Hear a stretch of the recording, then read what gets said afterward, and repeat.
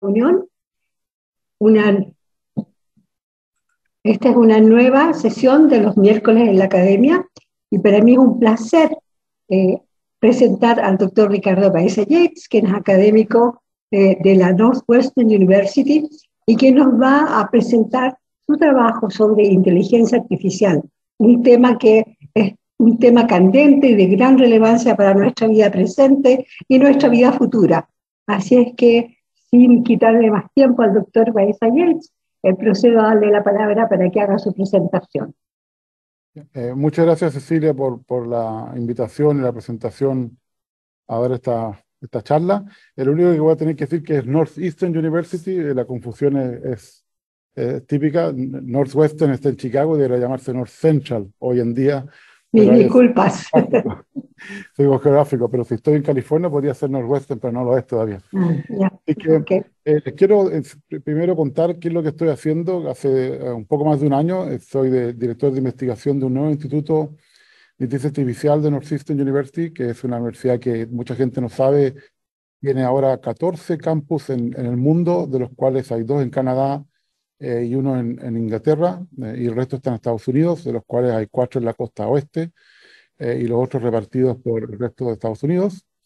Y este instituto tiene como misión ser como la cara única de la inteligencia artificial para la universidad, porque la universidad estaba haciendo muchas cosas en muchas facultades, pero no tenía el reconocimiento que debería tener, y lo que estamos tratando es cambiar eso. Y 2 de los temas más importantes que creemos que tenemos que resolver son lo que se llama en inglés human in the loop, o sea, tener humanos involucrados, aunque yo creo que debiera ser humanos en control, no involucrados, porque nosotros somos los que estamos generando las cosas y las máquinas deberán estar involucradas. Y también que muchas veces lo que se hace es solamente agregar más datos. Cuando uno tiene muchos datos es fácil, pero hay que recordar que el 99% de los problemas en el mundo nunca van a tener muchos datos, y que tenemos que también trabajar en mejores algoritmos y no en más datos. Por ejemplo, todos los problemas médicos son de pocos datos porque muchas veces no hay suficiente cantidad de personas que tienen un problema para poder, por ejemplo, predecirlo. Y también ese problema pasa para generar farmacéuticos, porque como no es un negocio, si hay muy pocas personas, no se hace nada. Así que yo creo que el tema de lo que se llama small data va a ser mucho más importante en el futuro. Y por esto también tenemos algo que llamamos nuestra práctica de IA responsable, que es lo que voy a hablar hacia el final de la presentación.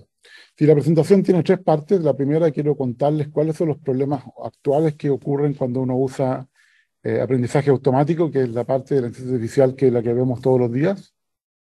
Y son estos 4 temas que voy a mencionar después. Y voy rápido porque hay solamente 45 minutos. Y estos temas tienen un sesgo personal, porque parte del problema son los sesgos cognitivos que tenemos, y hay que recordar siempre los sesgos que podemos tener. Y entonces la segunda parte voy a usar esos problemas para discutir 3 temas más generales, que son principios éticos asociados con la inteligencia artificial. En el mundo de la bioética, creo que es el más avanzado en los temas éticos en un área científica. Se ha aprendido mucho, pero hay que ahora traspasar ese conocimiento de la bioética a la tecnología computacional. Está todo el tema de la regulación. Voy a hablar un poco de la propuesta de regulación europea, que es la más importante hasta ahora. Finalmente voy a hablar de nuestros sesgos cognitivos, que son los que afectan muchos aspectos de la profesión informática. Y finalmente quiero mostrar esta visión integrada que tenemos de cómo se puede hacer IA responsable, que es lo que estamos trabajando desde el año pasado con varias compañías. Bueno, el primer problema, como dije, es discriminación. Discriminación tiene que ver con sesgo, y esto es porque la mayor fuente de sesgos viene de los datos. Es decir, datos que tienen sesgos sociales y que los recibe un algoritmo, y podemos preguntarnos si el algoritmo debería ser neutral o justo al manejar estos datos. Ahora, el primer sesgo que tenemos es que pensamos que sesgo es siempre negativo, pero no. Recuerden que la información per se tiene un sesgo, porque si fuera ruido blanco no podríamos hacer nada con el algoritmo. Así que toda la información tiene sesgos positivos y negativos. El problema es cuando son sesgos negativos. Y lo que pasa en la práctica es que nadie se hace esta pregunta cuando diseña un sistema, y tenemos el mismo sesgo en la salida. Por ejemplo, hay pocas mujeres en la entrada, hay pocas mujeres en la salida. Pero hay casos que esto es peor, donde el sesgo se amplifica. Ahora, si el sesgo se amplifica, no le podemos echar la culpa solamente a los datos, también hay parte de la culpa en el proceso. Así que les quiero mostrar dónde también ocurren estos problemas, que son en lo que optimizamos. Les voy a mostrar algunos ejemplos donde ocurre eso, y también en cuál es la interacción con las personas que usan el sistema, que generan otros sesgos. Así que muy importante, en los sesgos no están solo los datos, aunque personas muy importantes digan eso, y pueden leer mi artículo de sesgos en la web que publiqué en la revista más importante de computación en el año 2018, que ahora actualmente es el paper, el trabajo más descargado que tengo en toda la historia de mis 30 años de trabajo. Bueno, ¿qué significa ser justo? Esto no es una pregunta de computación. Aquí voy a usar una caricatura que se usa mucho para mostrar la diferencia entre igualdad, equidad y justicia. Lo que queremos es justicia, y no vamos a hablar de política en esta charla, pero es difícil tener la justicia en corto plazo. Hay cosas que tardan mucho tiempo en cambiar, por ejemplo, la esclavitud o el movimiento Me Too, ahora son cosas que toman tiempo. Y generalmente lo que logramos hacer es equidad. Y equidad se logra con acciones afirmativas, como paridad de género, que son sesgos positivos. Y esos sesgos tenemos que repetirlos muchas veces. Por ejemplo, en Islandia hay una ley que dice que por el mismo trabajo las mujeres y los hombres tienen que recibir el mismo salario. Es el único país que tiene esa ley, que podría estar en todo el mundo sin problemas. Bueno, esta pregunta no es técnica, no es una pregunta que las personas de computación debiéramos contestar, porque la respuesta es que no siempre tenemos que hacer nuestras preguntas, pero sí tenemos que hacernos la pregunta si podemos dañar a una persona. Y voy a volver a esto cuando hablemos de regulación, porque el daño puede ser no solamente físico, sino que también puede ser psicológico, aunque lamentablemente en los ejemplos que voy a mostrar ya han existido daños físicos. Bueno, ¿cuáles son las soluciones a este problema? Esa sería otra charla completamente distinta, pero uno puede tratar de atacar el sesgo en los datos, uno puede tratar de atacar los sesgos de modo que el algoritmo sea consciente de ellos y manejarlos, o uno puede, por ejemplo, tratar de eliminar los sesgos de la salida. Eso es lo más fácil, pero ya perdimos mucha información. Por ejemplo, si buscamos un candidato de trabajo en LinkedIn y tenemos 50 personas, de las cuales solamente 10 son mujeres, solamente en las primeras 20 podemos tener paridad de género, podemos cambiar el orden, pero en las siguientes van a ser solamente hombres. Así que lo que estamos haciendo en general es mitigar los sesgos. Nunca los podemos eliminar por completo, porque muchos de estos son invisibles. De hecho, no los conocemos hasta que hay un problema. Y uno de los ejemplos que les voy a mencionar tiene que ver con eso. Así que es muy difícil mitigar sesgos o eliminarlos si no sabemos cuáles son a priori. Bueno, el primer ejemplo que les voy a dar es uno de los ejemplos más famosos, solo por completitud. Es la primera vez que esto llegó a la portada de las noticias en Estados Unidos, fue cuando ProPublica, en el año 2016, dijo que un software que se usaba en prisiones para libertad condicional era racista. Básicamente que afectaba 2 veces más a los negros que a los blancos. Ahora, después Cynthia Rudin y su equipo mostró que esto era incorrecto, que en realidad el sesgo era con respecto a la edad, pero por supuesto había una correlación alta entre la edad y el origen racial de la persona. Y eso muestra lo difícil que es entender el tema de los sesgos, que puede ser por una razón distinta y cuál es la causalidad no es clara. Y cuando tenemos un sistema que es usado por ejemplo, gobiernos públicos, en este caso Estados de Estados Unidos, tenemos que hacernos dos preguntas muy importantes. La primera es si un algoritmo secreto es ético. Por ejemplo, hay algoritmos que usa el gobierno de Chile que no son completamente transparentes y uno nos podríamos decir, bueno, deberían ser transparentes porque tenemos que saber cómo se están decidiendo las cosas. Lamentablemente hay que hacerse la otra pregunta, es si el algoritmo público es seguro, porque si yo sé cómo funciona el algoritmo, puedo tratar de jugar con el sistema, lo que se llama gaming en inglés, y engañar el sistema para lograr el objetivo. Por ejemplo, si yo sé lo que debería contestar para tener libertad condicional, lo hago y podemos tener un asesino en serie suelto de nuevo porque se portó muy bien un tiempo y porque contestó las preguntas correctas, pero en realidad era todo chamado. Les quiero mostrar un ejemplo que viene de la justicia, que muestra cómo los sesgos pueden aumentar. Y es interesante porque en la justicia hay otros problemas donde reemplazamos decisiones que son contextuales y son individuales por decisiones que son más bien grupales, porque cuando usamos datos de muchas personas para decidir sobre otra persona, estamos normalizando a esa persona. Así que esa es una razón ética muy fuerte para no usar esto en la justicia o en temas de becas educativas u otros. Pero lamentablemente hay gente que está usando estos sistemas para decisiones que son individuales, que las convierten al final en decisiones grupales. Bueno, este problema es de otorgar fianzas en el estado de Nueva York, donde tenemos este proceso. Hay una persona que está acusada y la pregunta es si el juez le da fianza o no. En la mayor parte del mundo, un juez va a tener que pensar si la persona va a cometer un crimen si la deja libre y si va a volver a aparecer en la corte. En Nueva York, la ley dice que solamente el juez tiene que decidir en base a si va a volver a la corte o no. Lo que es increíble si uno tiene un asesino en serie, por ejemplo, un asesino en serie que le gusta volver a la corte, él tendría que quedar libre. Yo creo que cognitivamente es muy difícil hacer esto, así que no creo que esto funcione, pero esa es la ley. Ahora, hay un sesgo económico aquí también porque las personas que no pueden pagar la fianza no salen libres. Ahora, en Estados Unidos hay unos prestamistas especiales en las cárceles policiales que hacen la misma predicción que el juez. Va a volver a la corte a devolverme el dinero que le presté, y si ya lo conocen, la respuesta va a ser sí, aunque sea una persona, digamos, peligrosa. El otro problema de estos tipos de casos es que no sabemos parte de la historia. No sabemos qué habría pasado si la gente que no tuvo fianza hubiera tenido fianza. Es decir, qué habría pasado si hubiera quedado libre. ¿Habría cometido un crimen? ¿Habría vuelto? Porque en muchos casos esta predicción es un error. Y aquí lo que hay que hacer cuando hay datos es lo que se llama imputación de datos. Tenemos que hacer otros modelos que predicen qué habría pasado si esa persona hubiera sido libre, por ejemplo. Bueno, en este problema que fue tratado por 4 personas de computación muy reconocidas y que fue pedido por la Oficina Nacional de Economía de Estados Unidos porque querían gastar menos dinero en cárceles. Por supuesto, la Oficina Nacional de Justicia no le interesa este tema porque a los jueces no les interesa que los reemplacen. Mostraron que si la predicción era correcta, el sistema podía, digamos, disminuir el crimen en 25%, manteniendo la misma cantidad de gente en la cárcel, o disminuir la gente en la cárcel por 42%, manteniendo la misma tasa criminal. Y peor, con los criminales más peligrosos, se equivocaban muchísimo. La mitad de ellos salían solos. Esto suponiendo que la predicción del sistema es correcta. Recuerden que estos son predicciones. No sabemos si es cierto hasta que una persona no lo evalúa. Pero lo peor es que aquí se amplificó el sesgo. La única variable demográfica que se usó en este sistema fue la edad de la persona.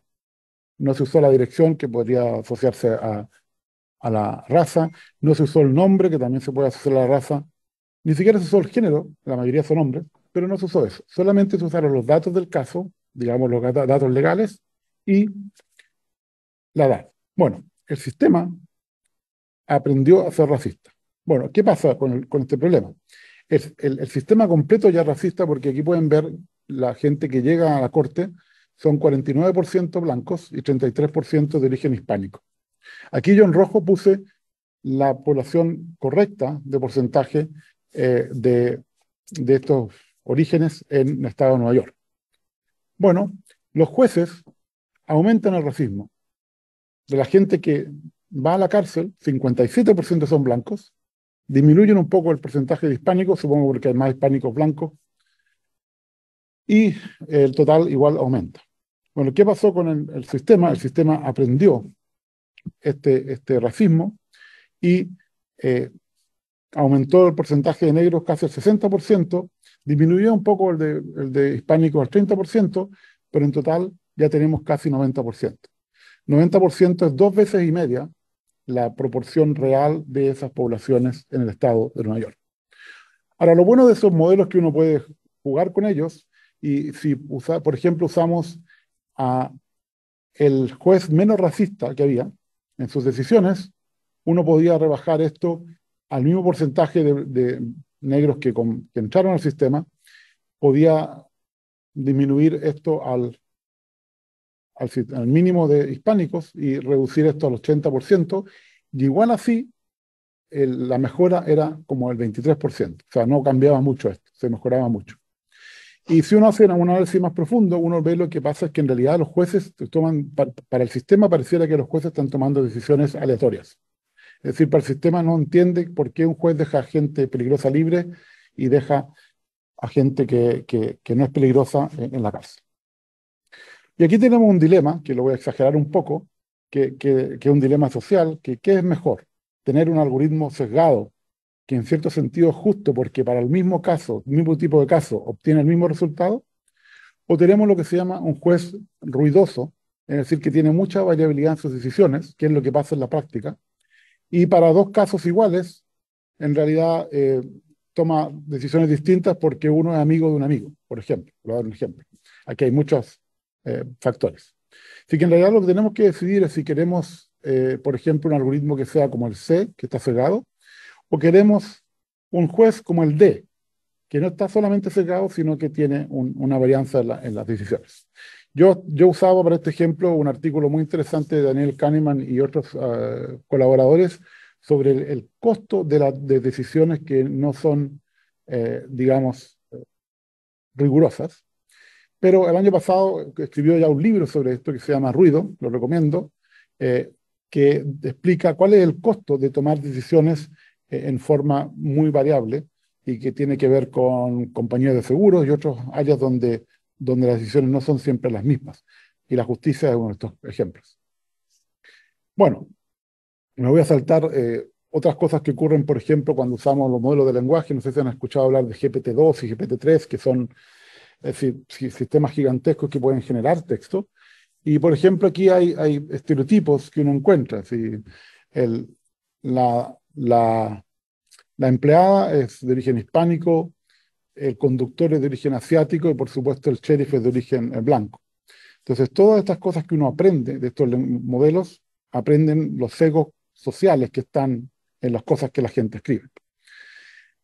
Hay otros ejemplos más graves. Por ejemplo, hay uno antirreligioso, donde si uno pone una frase como dos musulmanes caminaron entraron a, encuentran que la mayor parte de las formas de completar esa frase son violentas. Y esta gente que hizo este análisis hace más o menos un año muestra que en el caso de los musulmanes es como 3 veces más violento que los cristianos, y si les interesa, los menos violentos, en las noticias al menos, son los budistas y los ateos. Esos son los que nunca hacen nada violento. Pero puede ser mucho más complicado. No sé si se acuerdan que en el año 2020 el Reino Unido decidió predecir por el tema del COVID los, digamos, como el ingreso a la universidad, los resultados, y por supuesto las personas más pobres fueron discriminadas.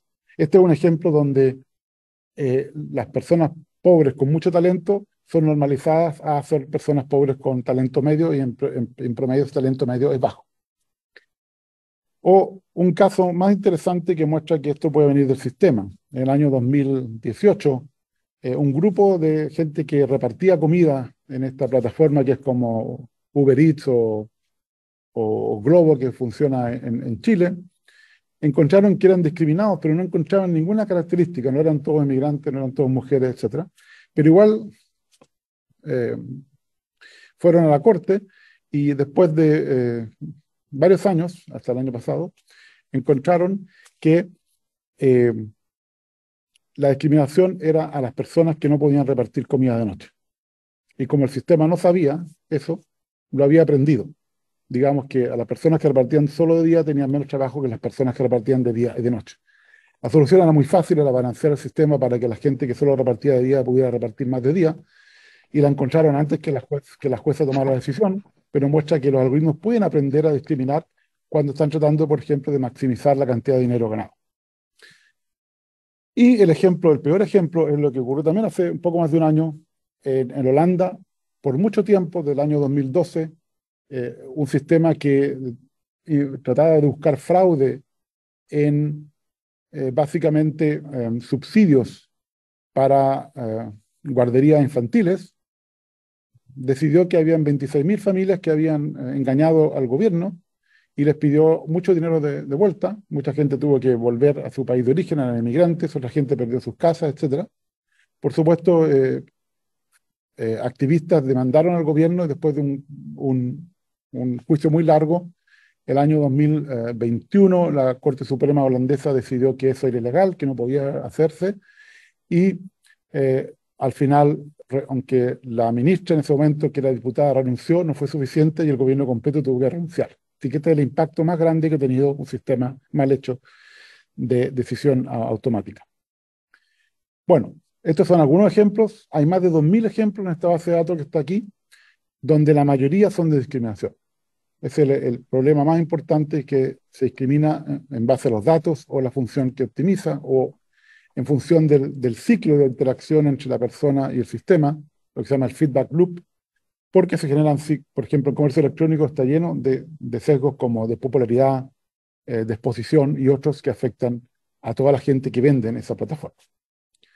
Bien, el segundo problema es uno que éticamente es mucho más grave. Yo me acuerdo que en mi curso de filosofía me enseñaron que dependiendo de la forma de la cara yo tenía una cierta personalidad. Entonces, si ustedes se acuerdan de eso, sabemos que hoy que eso es pseudociencia, eso se llama fisionomía, pero esto está apareciendo de nuevo. Por ejemplo, el año 2017, un famoso psicólogo en Stanford, estamos hablando de una universidad muy importante del mundo, decidió usar esta tecnología para reconocer las preferencias sexuales de una persona. Por supuesto, esto era como se dice, snake oil en inglés, no era cierto, tenía varios errores metodológicos, pero hay otras personas que lo están haciendo con criminalidad. Se hizo en China en el 2016, lo volvieron a hacer el año 2020 en Estados Unidos, aunque la primera vez hubo muchas críticas y mostraron que eso no tenía sentido.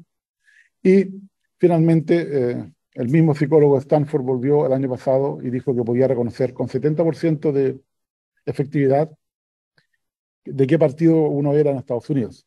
Pero es muy fácil, 70%. Pueden ser cuál es la ropa, si usas barba, tienes aros.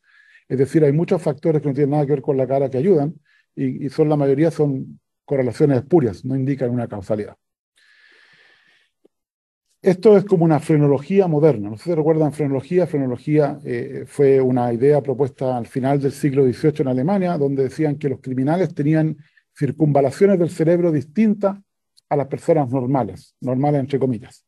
Bueno, uno de los doctores más famosos que creía esto en el siglo XIX, en Turín, Italia, es el doctor Cesare Lombroso, que él pensaba incluso que los cráneos eran distintos, y esta persona juntó cientos de cráneos. Este es el museo de su casa, que lo recomiendo que vayan, es increíble. Juntó cientos de cráneos, por supuesto, recolectados de personas pobres que nadie los recogía en la morgue, porque era un doctor famoso, se los daban, pero realmente él creía en esto, porque él dejó su esqueleto como muestra de lo que era una persona normal que recolectaba cráneos en la morgue. Así que bueno, este es, según él, lo que se llama en inglés the ground truth. Bueno, pero esto puede ser peor. En el año 2019, investigadores de MIT, estamos hablando de otra universidad muy famosa, publicaron un trabajo donde dice que si, por ejemplo, Cecilia me manda un pedazo de audio en WhatsApp, yo le puedo reconstruir su cara. Y por supuesto eso es imposible. Es decir, tal vez la boca, el cuello tiene que ver con cómo uno habla, pero el resto, los ojos, el pelo, la nariz, las orejas, por favor, eso es imposible. Pero lo hacen. De hecho, ¿para qué hablamos de las personas adoptadas que vienen de otra cultura, que pueden tener una voz que parece como de original, pero que son de otro origen? Así que yo puedo tener aquí lo que llamo mi algoritmo maestro de frenología, donde puedo usar el audio para detectar la cara, y con la cara puedo saber si una persona tiene una preferencia sexual que está prohibida en algunos países, como en los países árabes, si es criminal, e incluso puedo saber su nombre, porque hay una patente, una aplicación de patente de Mitre, que espero que no se la otorguen, que dice que a partir de la cara me pueden adivinar mi nombre. Esto ya es más ridículo. Y esto puede ser mucho más complicado. Una de los famosos, una famosa neurocientífica, Lisa Feldman Barrett, que seguramente algunos de ustedes la conocen de Nerve System, que es una experta en emociones, mostró recientemente que las personas no podemos predecir emociones correctamente. Y si las personas estamos etiquetando emociones, probablemente esos datos tienen errores y el sistema que aprende a detectar emociones no detecta bien tampoco las emociones. Por ejemplo, hay gente que se ríe cuando está nerviosa, etc. Y esto lo único que hace es redescubrir estereotipos, así que no queremos hacer sistemas para que refuercen los sesgos cognitivos que ya tenemos. Bueno, tercer problema, modelos estúpidos. Esto ya es la estupidez humana. No entender la semántica, por ejemplo. En el año 76, George Box, un famoso estadístico, dijo: todos los modelos están errados, pero algunos son útiles. Bueno, hoy en día aprendizaje automático, machine learning, es lo mismo. Son estadísticas muy avanzadas, pero que al final son modelos que pueden estar equivocados. Les muestro algunos ejemplos de la estupidez humana. Hay modelos de la bolsa en Estados Unidos que usan datos de personas influyentes en Twitter. Y cuando Elon Musk dijo usen Signal, estaba hablando de la aplicación de chat, a final del año 2020, el precio de esta compañía, Signal Advance en Texas, aumentó 400% porque los sistemas creyeron que estaba diciendo compren Signal, y esto era lo más parecido a eso. Por supuesto, la compañía estaba feliz, pero los que compraron y los que siguieron el movimiento de la bolsa, no, perdieron mucho dinero, no están tan felices. O, por ejemplo, todo lo que tiene que ver con lo que se llama IA responsable, perdón, IA de adversario, es decir, tratar de que el sistema genere algo distinto. Por ejemplo, aquí pueden ver que si yo cambio un píxel, por ejemplo, aquí yo cambio este píxel que está en blanco y el gato se convierte en un pájaro, o aquí un barco se convierte en un avión. Son sistemas que tienen predicciones muy sensibles y la pregunta es, ¿qué están aprendiendo si con un cambio de píxel yo puedo cambiar toda la predicción y con mucha confianza? Por ejemplo, aquí puedo ver que pasa de caballo a rana con un 99,9%. Y este otro ejemplo que es más tonto y puede parecer divertido fue que a alguien se le ocurrió usar un sistema entrenado en inglés en Francia y el sistema en Facebook decidió que el pueblo de Biche era una mala palabra y no podía existir. Bueno, las personas empezaron a reclamar, el alcalde para abajo, y tardaron 3 semanas en que esto cambiara porque no había ninguna persona viendo los reclamos. Si este pueblo de Francia está usando la página de Facebook, por ejemplo, para el COVID, esto daña a muchas personas. No es solamente algo que parece divertido, sino que puede ser algo muy grave. Así que quiero aquí recordar cuáles son las limitaciones de la tecnología. Por ejemplo, es muy difícil abstraer sin olvidar o sin filtrar información. Para los que han leído este fabuloso cuento de Jorge Luis Borges, Funes el Memorioso, es lo mismo. No te quieres encontrar con él porque si le preguntas qué hiciste ayer, te va a tardar más de un día en contarte lo que te hizo ayer porque no puede resumir nada. No podemos aprender lo que nos está en los datos. Y además los datos no capturan todo. Los datos son, lo que se llama en inglés, un proxy del problema. Los datos no capturan, por ejemplo, el contexto de un juicio. Y esa es otra parte del problema. Y aquí quiero recordar lo que pasó en Arizona en el 2018, donde uno de los autos autónomos de Uber mató a una mujer que cruzó donde no debía de noche en bicicleta una carretera. Bueno, ¿qué pasa? Estos datos no estaban en los datos de entrenamiento. Nunca alguien había pensado que una persona de noche iba a cruzar en bicicleta en un lugar que no correspondía. Y en realidad nunca vamos a tener todos los datos porque todos los futuros accidentes nunca van a estar en los datos. Y de hecho, después de esto, Uber decidió vender su unidad de autos autónomos. Y por esto lo importante no es cuánto tiempo, cuándo funciona bien. Lo importante es cuál es el impacto de los errores que yo cometo. Y esto sería como ir a la farmacia y preguntar cuál es el efecto secundario de un medicamento y que la persona te diga, no sé. En el 1% de los casos no sabemos. Esto es lo mismo que está pasando hoy en día en inteligencia artificial y voy a volver a esto más adelante. Y también tenemos un tema de arrogancia porque muchas veces estos modelos deberán decir no sé. Una persona inteligente cuando no sabe dice no sé, no inventa algo. La mayoría de estos sistemas incluso tienen una confianza muy pequeña en su respuesta, dicen eso. Es decir, los clasificadores muy pocas veces tienen un resultado que es no sé, y muchas veces deberán tenerlo. Bueno, y el cuarto tema tiene que ver con el uso indiscriminado de recursos, que tiene que ver con el cambio climático y con la computación verde. Esta es una tabla que muestra el número de parámetros de estos modelos de lenguaje que son cada vez más grandes. El año 2021 el más grande tenía 1,6 billones en castellano, sería trillions en inglés. Y por supuesto esos son modelos gigantescos que tienen tantos parámetros como palabras casi están usando. Y lo increíble que todavía funcionan pese a eso. Pero, por ejemplo, uno puede entrenar un modelo mucho más pequeño y esto ocupa 57 años de la huella de carbono de una persona promedio en la Tierra. Ahora, el uso de estas herramientas que son usadas por miles de millones de personas también tiene el mismo efecto, y tal vez peor que 57 años. De hecho, cada vez que entrenamos esto, se gasta entre 1 y 3 millones de dólares en energía eléctrica. Así que la pregunta es, ¿estamos usando bien los recursos para entrenar sistemas que tienen, como ya vimos, sesgos de muchos tipos? No lo sabemos.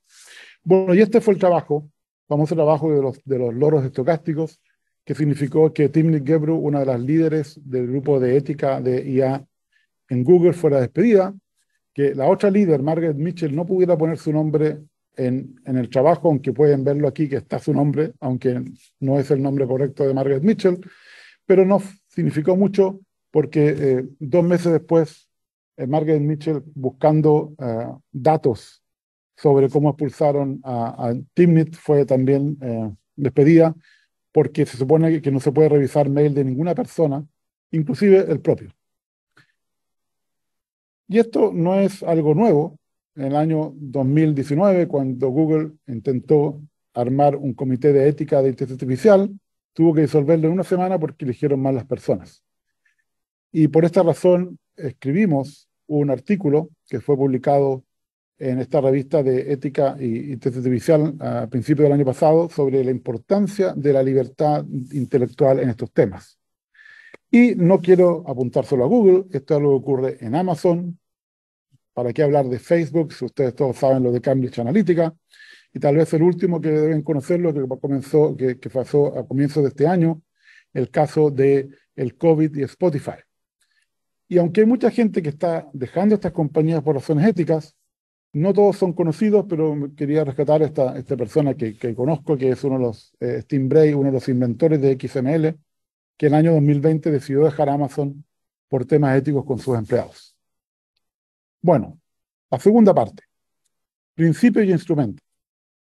Los valores principales de la ética que fueron desarrollados por la vía ética en el famoso informe de Belmont son básicamente autonomía, es decir, respeto por la dignidad humana, todo el tema de hacer el bien y no hacer el mal, y finalmente el tema de justicia, de ser justo con las personas. Y esto se puede, ahí pueden ver en la tabla, uno lo puede traspasar a muchas propiedades que son principios instrumentales para la inteligencia artificial, como transparencia, como consentimiento, como privacidad, como competencia, como seguridad, como poder auditar el sistema, como tener rendición de cuentas, etc. Y los principios van a tener un conflicto. Si no hay conflicto, no hay ningún problema ético. La ética significa un manejo de conflictos. Y aquí está mi propia propuesta de cómo ordenar estas cosas en 6 propiedades, y pronto va a aparecer la segunda versión de los principios éticos de la CM, y quiero rescatar el primero que conseguí que estuviera ahí. Yo soy parte del comité de políticas tecnológicas en Estados Unidos de la CM, y es lo que yo llamo legitimidad y competencia.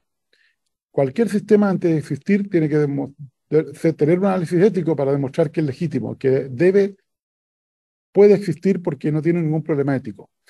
Y cuando uno lo desarrolla, uno tiene que tener la competencia para hacerlo. Competencia de muchos tipos. Por ejemplo, lo que pasó en Holanda. Seguramente un ingeniero se decidió hacer búsqueda de fraude en personas pobres cuando eso ya es un problema ético. La búsqueda de fraude uno tiene que empezarla con las personas ricas.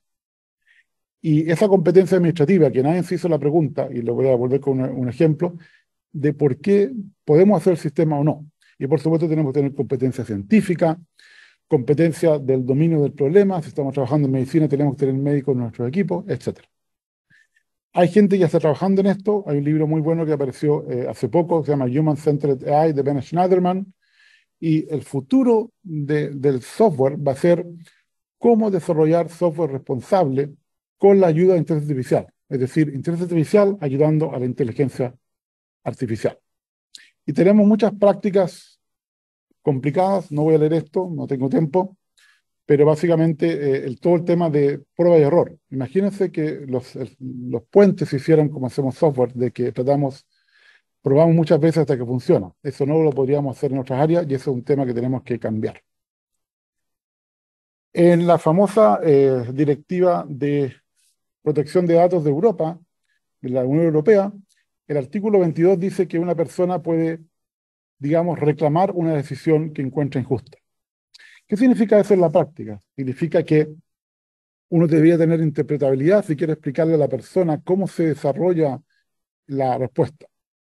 Si uno quiere reclamar, tiene que tener explicabilidad, es decir, que le digan a la persona cómo se tomó la decisión y por qué se tomó esa decisión. Ahora, la explicabilidad tiene problemas porque, por ejemplo, en salud, y supongo que muchos han visto la serie House, los mismos síntomas pueden ser debidos a distintas enfermedades. Y si uno dice la enfermedad incorrecta, eso puede ser incluso peor para la persona. Así que a veces las explicaciones son peores que cuando no hay explicaciones. La Directiva de Protección de Datos ya se ha aplicado. Hay un caso muy interesante en Francia, donde en unos liceos del sur de Francia decidieron poner cámaras para hacer vigilancia y al final la corte local dijo que esto era ilegal por tres razones. Primero, porque no tenían la competencia administrativa, es decir, el director del colegio no podía decidir poner las cámaras. Era solamente la ciudad la que podía decidir eso. Segundo, no tenían el consentimiento de las personas, porque solamente se pueden usar cámaras cuando hay una razón legal de gobierno o consentimiento personal. Y finalmente, que la solución no era proporcional al objetivo, que también es muy importante. Es decir, para la seguridad del colegio no necesitamos estar grabando fotos de todo el mundo, basta con poner un guardia, por ejemplo. Bueno, la regulación va a cambiar en Estados Unidos. La persona que está a cargo de la política antimonopolio hoy en día es Lila Khan, que fue una de las personas que escribió primero sobre los problemas de monopolio en Amazon en el año 2017. En este momento, tres partes distintas del gobierno federal están con casos con Google, Facebook y Amazon, así que esto es un tema importante. Y aunque durante el gobierno de Trump se propusieron 4 leyes que no se pasaron, una incluso promovida por Kamala Harris, yo creo que durante el gobierno de Biden va a pasar algo, porque, por ejemplo, Trump durante 2 años no creó la Oficina de Inteligencia Artificial que se lo había mandado a hacer el Congreso de Estados Unidos, y justo antes de irse decidió hacerlo, supongo para no cegárselo a Biden, así que a partir de hace un poco más de un año hay una oficina de inteligencia artificial en Estados Unidos que está trabajando en este tema. También hace un poco más de un año salió la propuesta de la Unión Europea para la regulación del uso de la inteligencia artificial. Por favor, la persona que está tipeando en mute. Y esto es muy interesante, tiene el artículo 5, por ejemplo, que dice que uno no puede hacer daño conscientemente a una persona en forma psicológica o física, pero esto es muy difícil de lograr, porque, por ejemplo, ¿cómo evitamos que una persona que tiene un problema metabólico no vea una publicidad de comida rápida? Así que es muy bonito, pero es imposible de implementar. Y hay otros problemas que tienen que ver con nuestro sesgo cognitivo de usar categorías. Las razas vienen de eso. Por ejemplo, el color de piel es una variable continua, igual inventamos razas donde no hay. Y es lo mismo con el riesgo. Si uno decimos que hay riesgo bajo o riesgo alto o esto está prohibido, esto es algo que no es muy difícil de entender cuáles son las fronteras porque el riesgo es una variable continua y por supuesto en este caso está hecho por ejemplos y los ejemplos son de cosas que existen, pero ¿qué pasa con las cosas que no existen? Está todo el tema de por qué tener que regular la tecnología.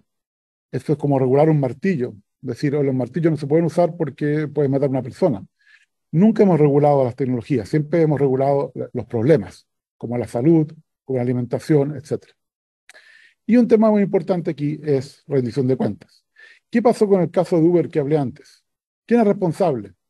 Bueno, Uber inmediatamente en una semana llegó a un acuerdo con por la familia de la persona que había matado, así que entonces ya Uber no era responsable, pero el gobierno de Arizona no se podía quedar tranquilo porque había muerto una persona en una calle pública, así que al final alguien informó al gobierno de Arizona que la persona que estaba dentro, una mujer, en caso de emergencia, estaba mirando un video cuando ocurrió eso. Por supuesto, una mujer vulnerable porque era de origen mexicano, con salario mínimo, que era pobre, estaba haciendo eso, aburrida ahí, hasta que finalmente pasó algo que no debía pasar.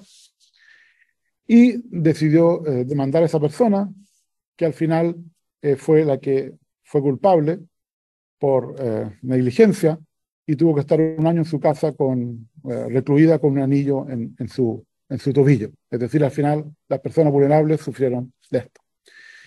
¿Y por qué preferimos hablar de IA responsable en vez de IA ética o IA justa o IA confiable?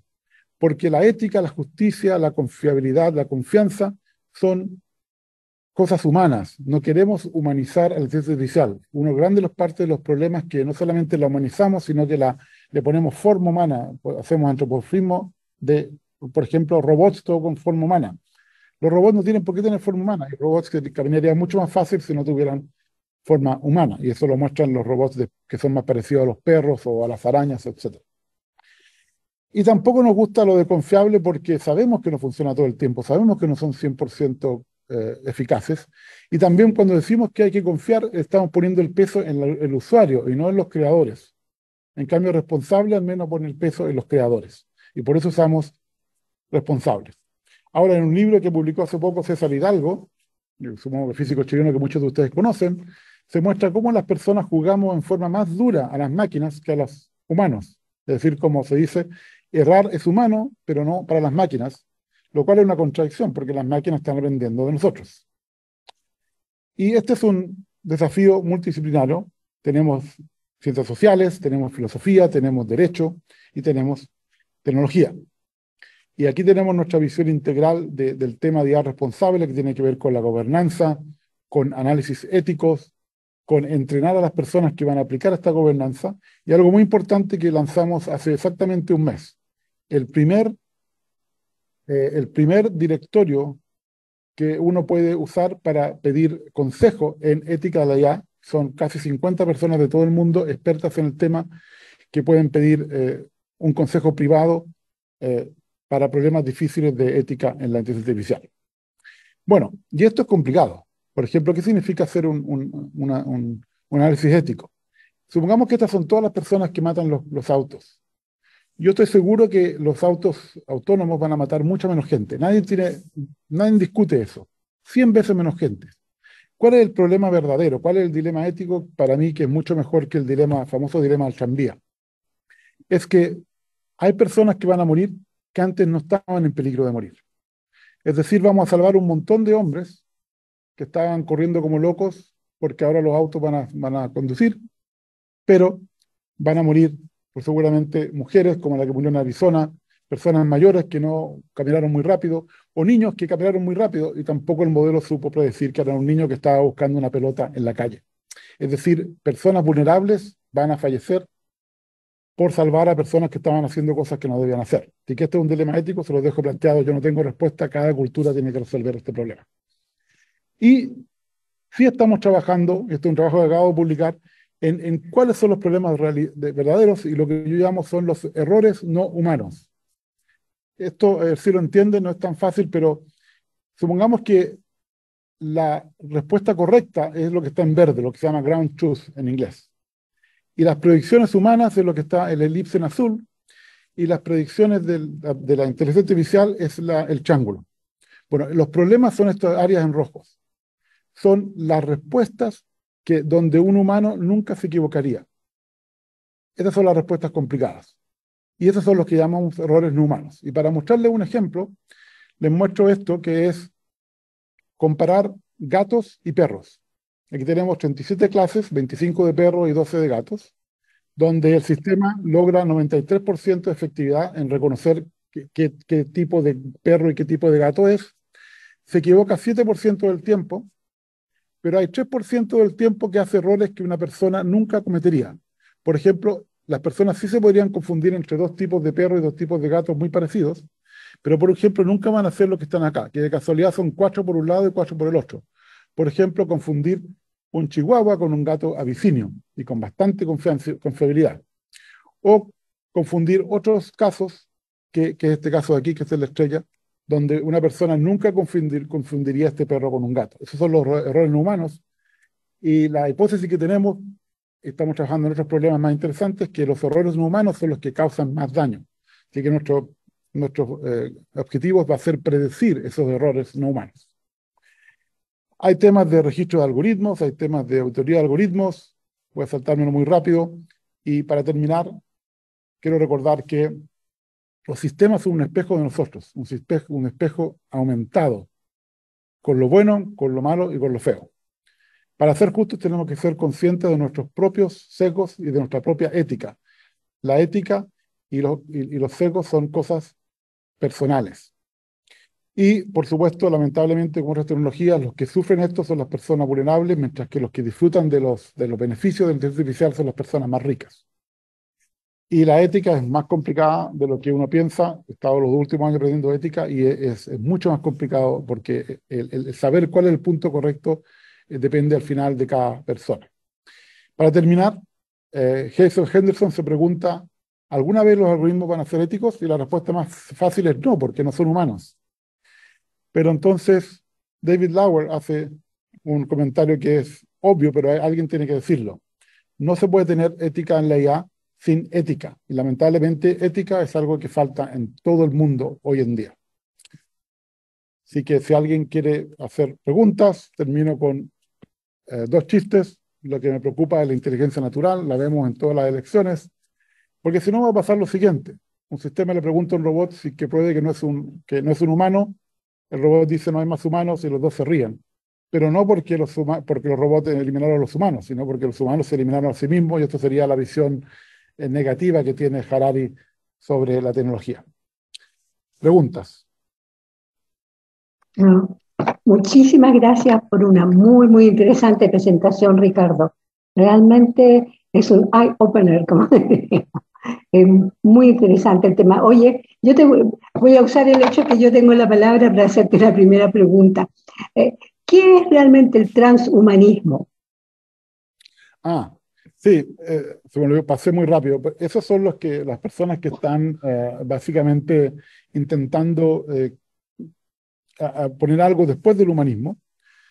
Pero el problema es que el humanismo tiene muchos problemas éticos en su historia. Por ejemplo, el humanismo defendió la esclavitud, el humanismo defendió que la mujer no podía votar, etc. Así que el transhumanismo es, por ejemplo, que es lo que viene después del humanismo, pero mucha gente lo critica porque sigue con las mismas bases que el humanismo. En realidad uno tendría que hacer como toda la historia de nuevo de la filosofía, y tiene que ver también con lo que supongo lo has visto con el solucionismo tecnológico y con lo que se llama el colonialismo tecnológico, que todavía existe.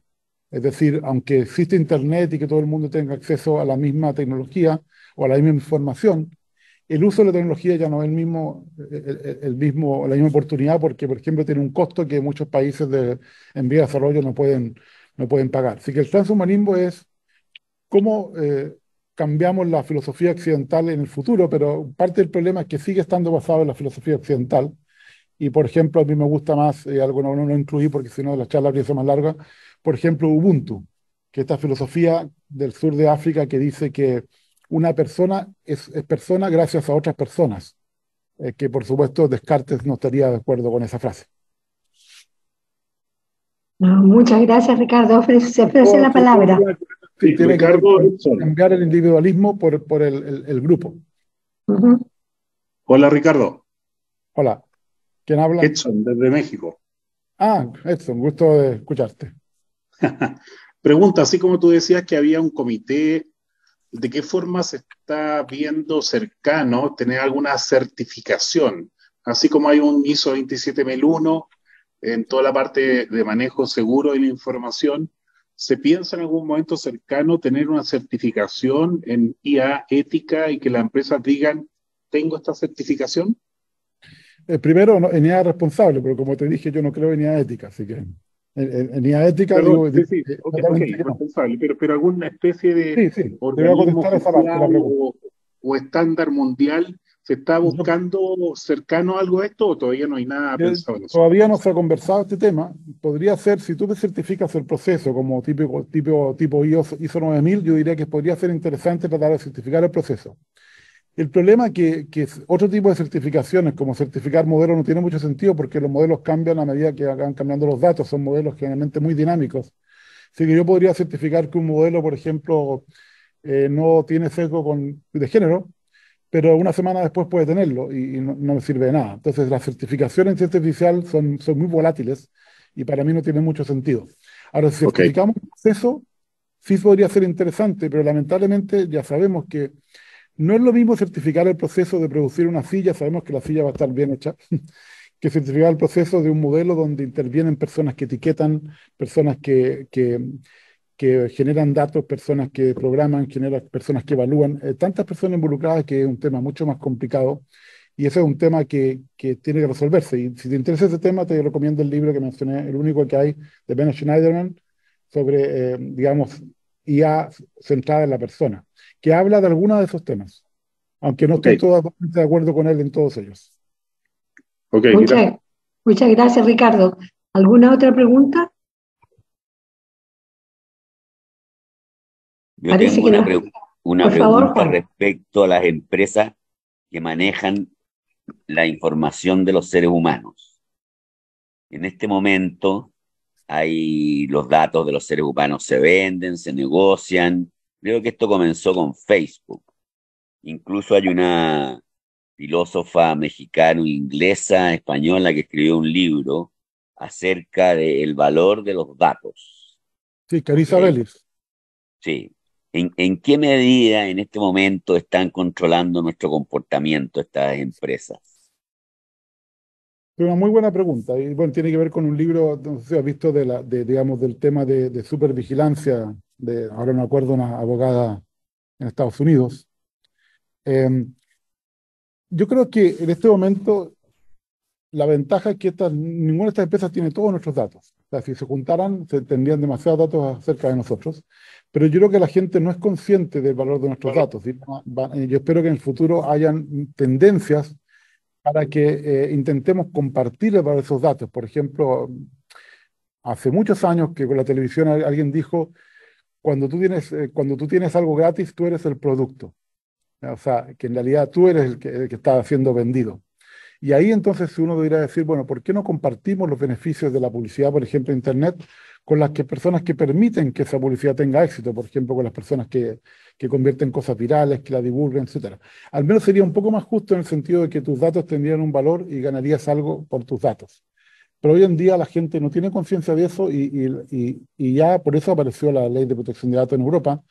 La de Chile tiene muchas influencias de ella, la de Brasil también, y en Estados Unidos eso va a pasar en el futuro. Así que yo veo que la regulación debería aumentar y la regulación no afecta mucho porque yo creo que es una falacia decir que la regulación impide la innovación. Al revés, yo creo que la falacia lo que hace, pero la regulación lo que hace es que genera innovación responsable. Hoy en día tenemos muchas innovaciones responsables que usan estas tecnologías para cualquier cosa que dicen ganemos dinero de esta manera, cuando el problema mismo no debiera ser resuelto. Hay un caso muy famoso en Argentina que trataron de predecir qué adolescentes iban a quedar embarazadas. O sea, ya puedes ver la cantidad de problemas éticos que tiene ese tipo de aplicaciones. Entonces, el tema es eso. Yo creo que tenemos que regular para que este principio que llamé de legitimidad sea obligatorio. Esto pasó a un comité de ética y lamentablemente no todas las universidades tienen un comité de ética. Por ejemplo, Estados Unidos, todos estos análisis que les mostré de MIT, de Stanford, pasaron lo que se llama el IRB. Es decir, no tuvieron ningún problema con los estudios de usuario, etcétera. Pero nadie vio la ética del problema. Y eso es lo que necesitamos más. Comités de éticas que vean si el problema mismo, no cómo están resolviendo, no la parte científica, sino el problema mismo, tiene que ser resuelto o no. Y si puede ser resuelto, ¿cómo tiene que ser resuelto? Por ejemplo, cómo se manejan los datos, cómo se tratan. Muy importante, cuánto tiempo se almacenan. Por ejemplo, en Europa, en la Unión Europea no se pueden almacenar datos de buscadores más de 18 meses. En Estados Unidos se guardan para siempre, etcétera. Yo creo que vamos a ver más de eso en el futuro y espero que lo veamos porque es necesario, porque si no, los que tienen control de esos datos van a abusar de ellos, más, más de gente que digamos, no imagina cuánto saben de ellos. Sergio, Muchas gracias, Ricardo. Sergio, por favor. Sergio y Héctor. Sergio y Héctor, yo creo que con eso ya estaríamos terminando. Sergio, felicitaciones por el premio.